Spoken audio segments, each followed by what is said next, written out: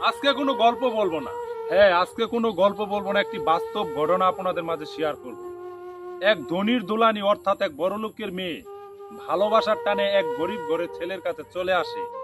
একটি পর্যায়ে তাদের দাম্পত্য জীবন অর্থাৎ সংসার জীবন এতটাই অভাব হয়, এই জেনারেশনে অর্থাৎ এই সময়ে কোনো মেয়েই এতটা অভাবে টিকে থাকবে না।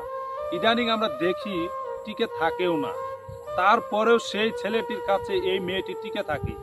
তখন সেই ছেলেটি তার স্ত্রীকে জিজ্ঞাসা করে, এত অভাবের পরেও তুমি আমার কাছে কেন থেকে যাচ্ছ? তুমি চাইলেই তো আমার চেয়ে বেটার অর্থাৎ আমার চেয়ে ভালো একটা ছেলেকে তুমি নিয়ে তোমার জীবনটা সাজাতে পারো। স্বামীর এ কথা শোনার পর স্ত্রী তার উত্তর দেয়, দেখো, অভাবের চেয়ে মারাত্মক হচ্ছে অবহেলা। আমি তোমার কাছে অভাব পেলেও মানসিক শান্তি পাই। আর তুমি হচ্ছে আমার ভালোবাসার মানুষ, তুমি হচ্ছে আমার মনের মানুষ, যা ভাগ্যে কর্মে কয়েকজন মানুষ পায়। আর তোমাকে আমি ছেড়ে যাব? মানুষ তো তার ভালোবাসা মানুষকে হারিয়ে এ কথাও বলে, এ জন্মে না পেলেও আমি প্রজন্মে যেন আমার ভালোবাসা মানুষটি যেন পাই। আর আমি তোমাকে এ জন্য পেয়েছি।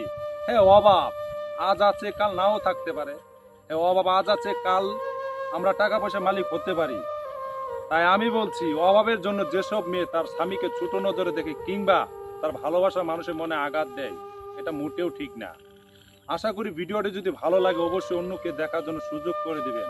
আপনার একটা শেয়ারের মাধ্যমে একজন মানুষের জীবন পরিবর্তন হতে পারে। একটা শেয়ারের মাধ্যমে আপনার একটা মানুষের চিন্তা ধারণা বদলে যেতে পারে। ধন্যবাদ।